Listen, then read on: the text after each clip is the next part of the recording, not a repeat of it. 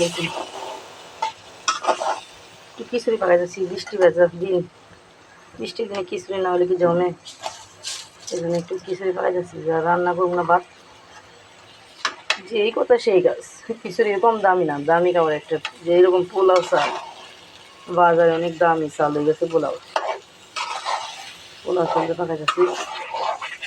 2 piece গরু মাংস দিলাম, দিয়ে বাংলা লাউ দিলাম, দেশি লাউ, বাংলা কদু দিয়ে আলু দিয়ে সুন্দর করে খিচুড়িটা আমি রান্না করব। পরে দোয়াটা গরম ভাতের সঙ্গে, দোয়াটা গরম পোলাও পরিবেশন করলে যে একটা মজা, ঝিমঝিম বাহিরে বৃষ্টি পড়বে আর খেতে অসাধারণ, অসাধারণ একটা মজা হবে।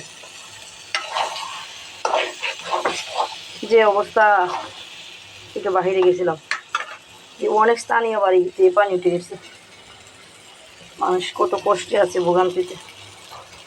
আলহামদুলিল্লাহ, আলহামদুলিল্লাহ, আমরা অনেক সুখে আছি। আমরা তো পানির মধ্যে থাকতে পারতেছি না, অনেক সুখে আছি আলহামদুলিল্লাহ। আসলে মানুষের কষ্ট দেখলে সহ্য করা যায় না, অনেক কষ্টে আছে মানুষ। বাচ্চা বাচ্চা কান্নাকাটি করতেছে, পানির মধ্যে বেডের উপরে বসে রয়েছে, চতুর্দিক দিয়ে পানি, বের হতে পারতেছে না, তাই না?